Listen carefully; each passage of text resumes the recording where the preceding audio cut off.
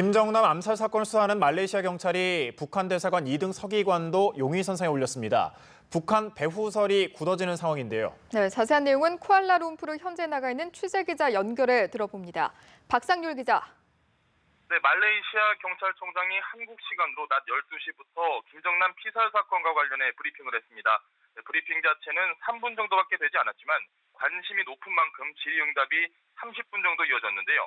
경찰은 김정남 암살 사건에 북한 대사관 직원도 연루됐다는 사실을 밝혔습니다. 2등 서기관 44살 형광송입니다.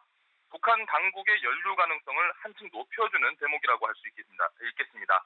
또 북한 유일의 항공사 고려항공 직원인 37살 김우길도 용의선상에 올려놓고 있다고 밝혔습니다.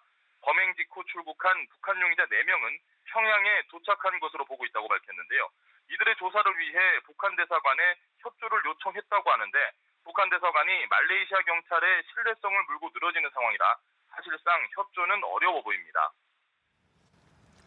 네, 체포된 여성 용의자들이 장난인 줄 알았다고 진술했었는데 예행 연습을 했다는 사실도 밝혀졌죠. 네, 그렇습니다. 말레이시아 경찰청장은 여성 용의자 2명이 자신들이 사용하는 물질에 독성이 있다는 것도 알고 있었고 사람 얼굴에 천을 덮는 연습을 한 것도 확인됐다고 밝혔습니다. 암살의 성공을 위해 사전에 예행 연습을 한 건데요. 말레이시아 경찰청장은 여성 용의자들이 범행 직후 양손을 들고 이동해 손을 씻은 것이 CCTV로 포착됐다는 점을 근거로 들었습니다. 하지만 사용된 화학물질의 종류에 대해서는 좀 더 확인이 필요하다고만 언급했습니다. 이에 따라 북한 용의자들과 여성 용의자들이 사전에 치밀하게 공격을 준비했다는 사실이 드러나고 있습니다. 네, 김정남의 아들인 김한솔의 입국설이 무성했는데 사실이 아니라고 확인을 했네요. 네, 그렇습니다. 지금까지 나온 얘기는 모두 루머에 불과하다면서 김한솔이 말레이시아에 오지 않았다고 확인했습니다. 아직 시신을 확인하러 온 유족은 없다고 밝혔는데요. 김정남의 가족이 온다면 신변을 보호할 것이라고 전했습니다.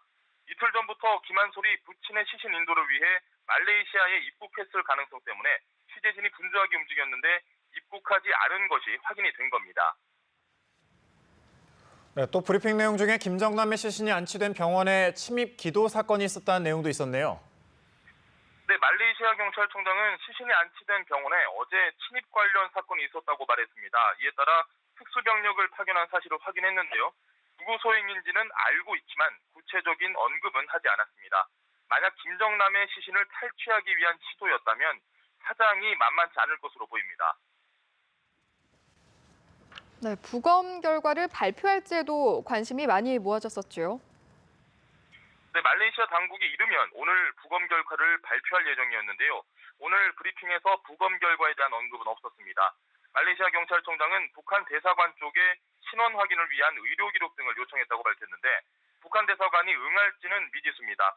이에 따라 신원과 사인 확인까지는 좀 더 시간이 걸릴 것으로 보여 부검 결과 발표는 조금 늦어질 것으로 전망됩니다. 지금까지 쿠알라룸푸르에서 연합뉴스TV 박상률입니다.